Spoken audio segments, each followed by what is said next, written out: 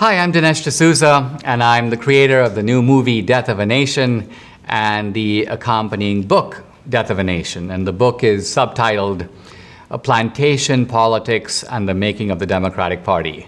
And as that title suggests, it's a controversial book, but it's one that is rooted in the present, the current political debate, and also in history.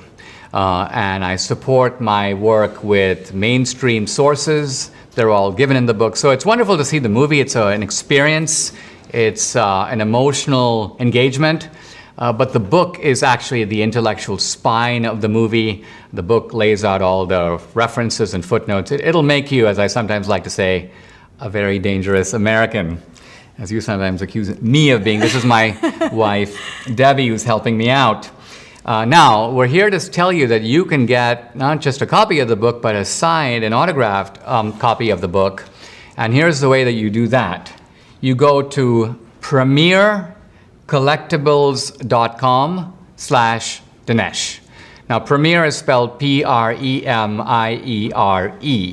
premiercollectibles.com/Dinesh. That's how you get your autographed book. I'm actually going to be signing a bunch of books right now, and I'm also going to be answering some questions that deal with topics in the book. So we're going to start with the questions, and in the process I'm going to be signing, but premiercollectibles.com. Go there, /Dinesh, and no, don't /Dinesh, but go to premiercollectibles.com/Dinesh and sign up to get your signed book. And do not sell it later on eBay. That's not allowed. That's the condition of you signing up to do this. Okay, cool. Here we go. Honey, you want to start with the first question, and I'm going to start the signing? Yeah, absolutely. And I'll pass the books to you. Yes. So some of them have who they're from and others don't. So this one is from Valerie Pierce from Gwynn, Michigan. I have a brilliant 17-year-old friend's son that wishes to become a history teacher and is one of your biggest fans. I would give anything to talk to him. Is there any way that you could help me make his dream come true? Well, here's what I would suggest. This is really fantastic to have young people think about going into academia. Academia, unfortunately, has become very lopsided. It's very dominated by the left. We really could use some people with a conservative philosophy to go into academia and do important work. When I'm researching books, I find I'm looking for, let's say, books in LBJ. Well, there are 7 progressive biographies, and I go, well, can I find a biography by someone who is more critical of LBJ, who looks at things that the progressives might leave out about LBJ? And the answer is, it's hard to find those guys. So if your son wants to be one of those guys, I would say, go for it. Here, honey, I'm going to pass these to you to send that way. So which liberal do you think you've angered the most? That's one of the questions. There's going to be a lot of competition for that one. Because I anger people in all kinds of places. And I've angered a bunch of academics, partly because I've exposed them and I have disrupted their narratives. But I would say maybe currently the historian Kevin Cruz at Princeton, he literally seems to be obsessed with me, tweet about me every day. I've clearly gotten his goat. Another man of the left that I have annoyed, and this was actually a little more painful for me, Barack Obama. And the reason was that he happened to be at that time the most powerful man in the world.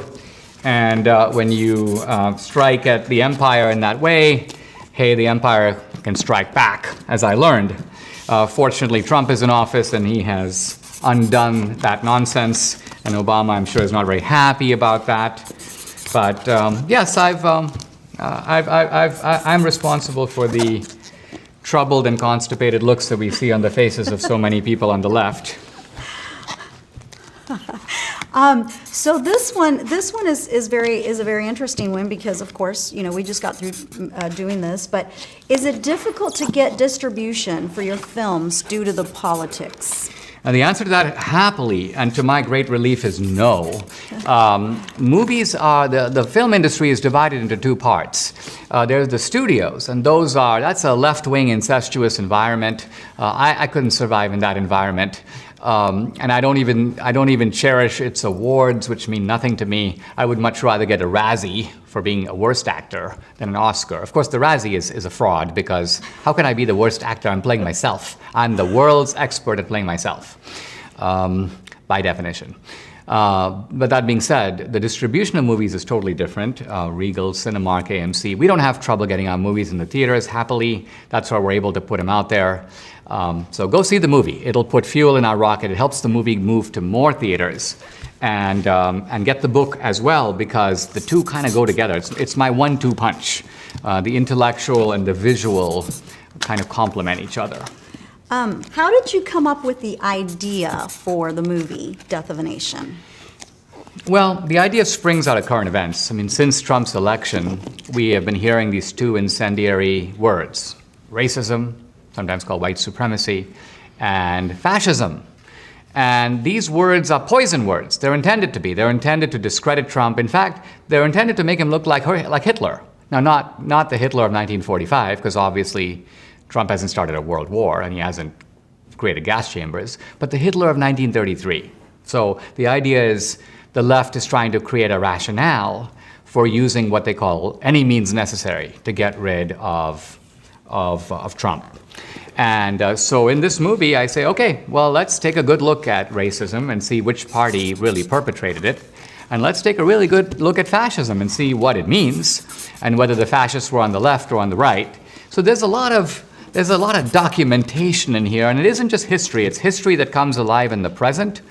And then I look at the very important question, where are the racists and fascists today? And I think that's probably the ultimate payoff of the book, is it shows you where, while the left is trying to create a stage, hey, look for racism over here, the real racism is over here. This is the institutionalized, exploitative, intergenerational racism, and they get away with it because they do the smoke and mirrors thing, in which they try to focus your attention someplace else. Yes. So this next question, I think it comes from the fact that you have on the movie poster, the image of Lincoln and Trump, right? So the question is, do you think another actual civil war could realistically ever happen in America, barring some sort of apocalyptic crisis?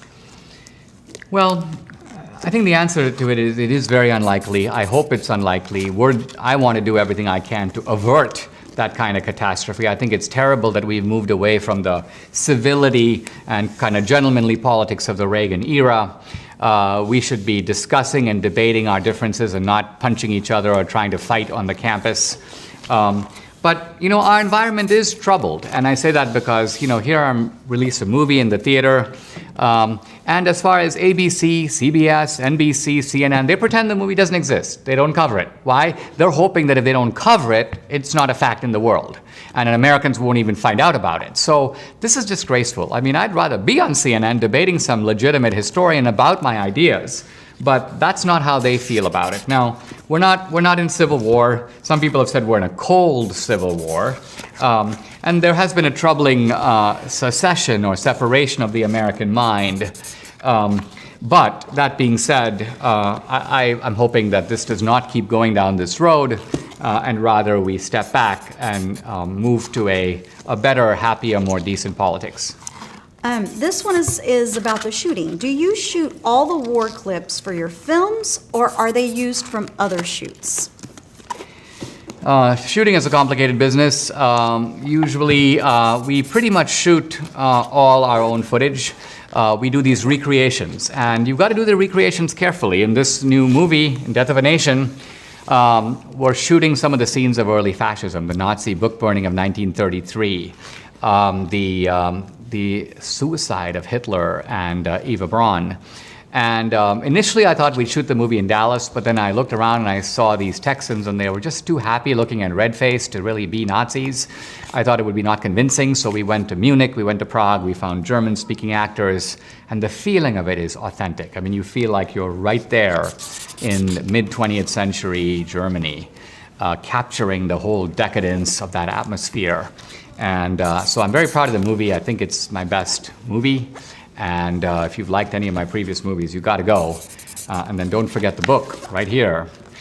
which you can get an autographed copy to repeat, premiercollectibles.com/Dinesh. So Premier, P-R-E-M-I-E-R-E, premiercollectibles.com/Dinesh for your signed book, and I'm actually signing them right now, and very excited both about the book and the film.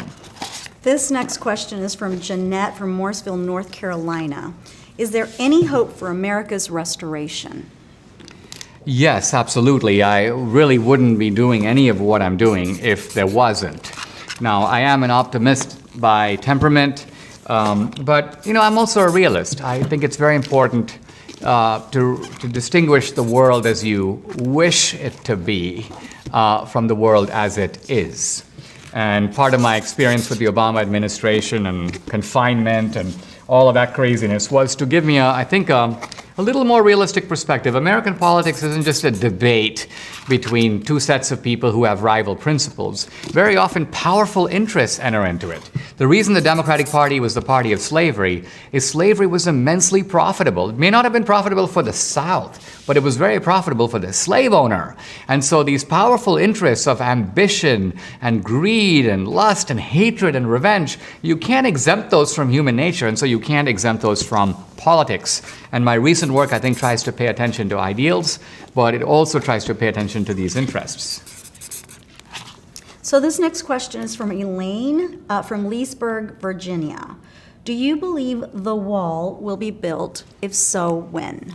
It's a good question. There's a lot of resistance to it, certainly from the Democrats and even from some Republicans. So ultimately, I think this is going to come down to, can Trump consolidate his power in the Republican Party? And can the Republican Party win more seats? More seats in the Senate, more important, but more seats in the House, also welcome. I think the more that Trump's support expands, the better his chances will be. It's like FDR. FDR had a majority, but then his majorities got bigger, and his agenda then became unstoppable because essentially the Congress was, in a sense, you may say, in his pocket. So I hope the wall will get built.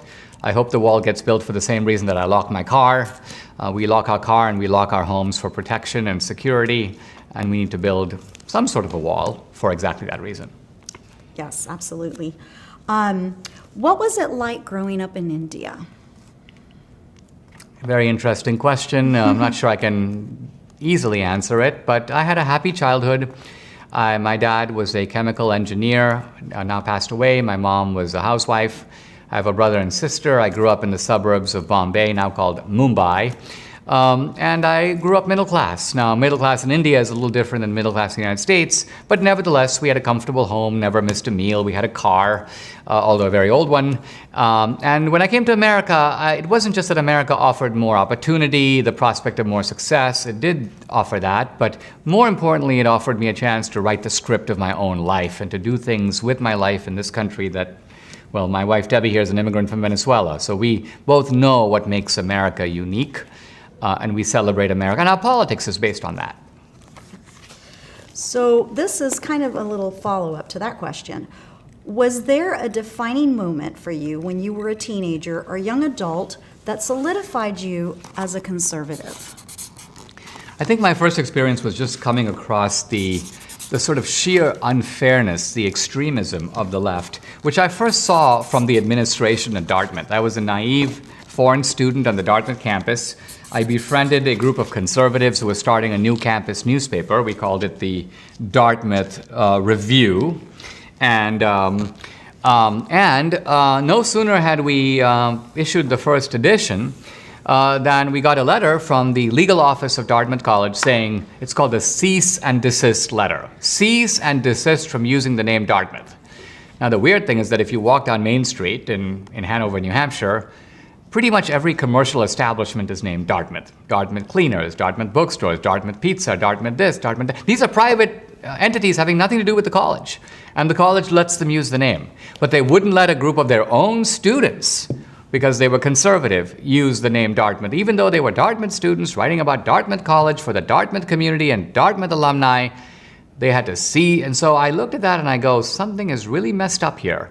And that was, I just remember that as one of the first indications that I had that something was very amiss ideologically. It went beyond beliefs to the fundamental issue of fairness, and that set me perhaps on my path. This one's a little long, but let's see okay, it's from John Langford, Federal Way, Washington. We have laws that we cannot discriminate against a person, such as the Civil Rights Act, U.S. Code, Title 42, Chapter 21. When is political beliefs going to be included in this? We have religious beliefs that are protected. Why aren't political beliefs important and protected as well? Well, I think the logic of non-discrimination would say that they should be. The tricky thing here is that as conservatives, we're a little reluctant to outlaw private behavior. I would actually like to see the government, which is to say the state, prohibited from discriminating on the basis of politics. Now, we obviously have to be careful because we're not saying that, if the Democrats are elected, they can't appoint Democrats as political appointees, or vice versa for the Republicans. That's not what we mean. What we actually mean is that a guy should not be fired for a civil service federal job because it turns out he was a Republican. That would be a political hit that would be impermissible. The civil service is not supposed to be partisan.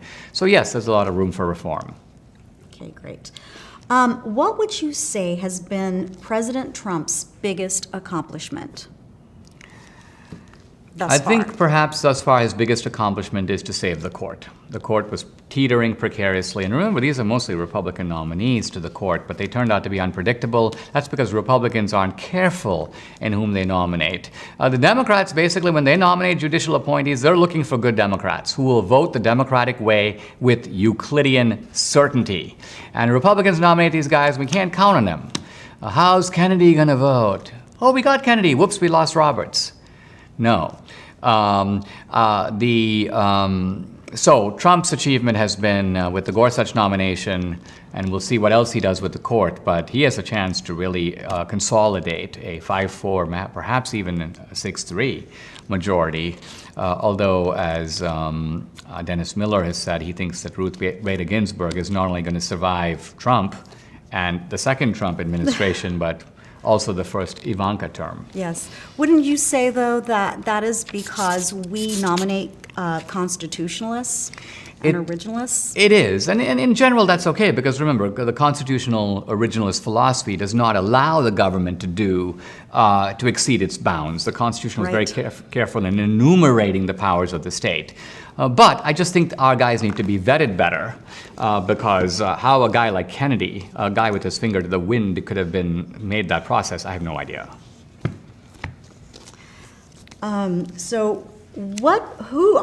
Who would you like to see run for president? And this is very far away, 2028.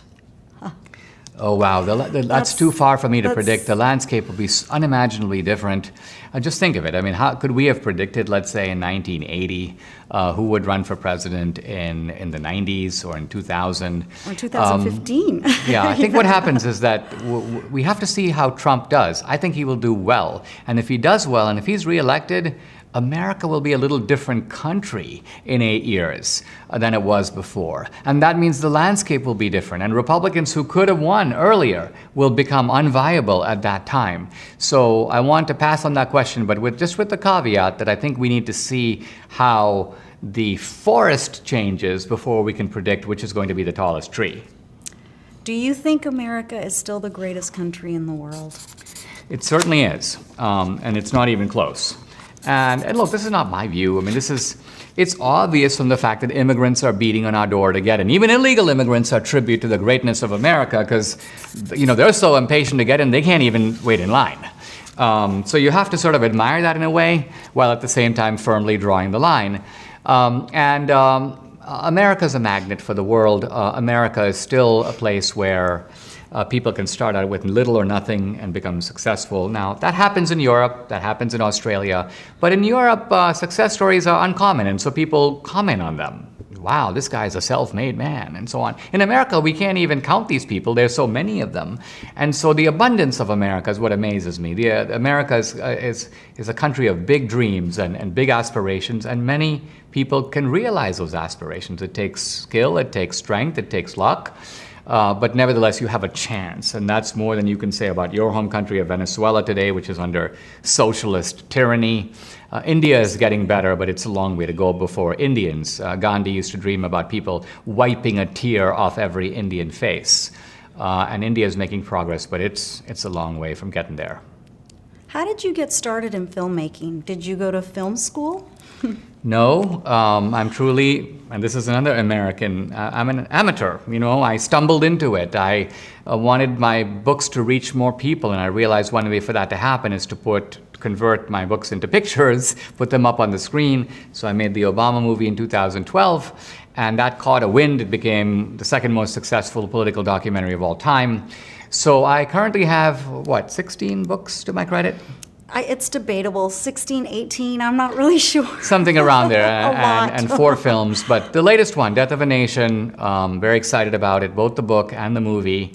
A lot of information that you don't know, and that will empower you and fire you up. Yes. Tell them why it's important to go see it opening weekend. I hear people say, oh, it's too far for me to go, I'd rather just get it on DVD. Tell them why it's important. You got to see the movie opening weekend, because the fate of a movie depends on opening weekend. If the movie does well, it expands to more theaters. And so see the movie and get the book right away. And here's how you get the autograph book. PremierCollectibles.com, Premiere, collectibles.com/Dinesh. I've been signing a bunch of books. I'll be signing more. You can get your autographed copy for your collection. Do not, repeat, not sell it on eBay. That's an act of betrayal. Treasure it and enjoy it and learn from it. And I hope it inspires you. I'm very glad to be part of this program, so thank you very much.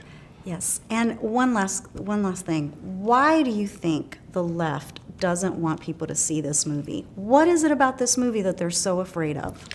The movie and the book both have explosive information that deconstructs their narrative. We're not just talking about fake news, we're talking about fake scholarship and fake history, the big story. I sometimes call it the meta story of America. They've put it out there, and it has all this detail to it, and I challenge it at all the key points and show that it's not the way you say it is.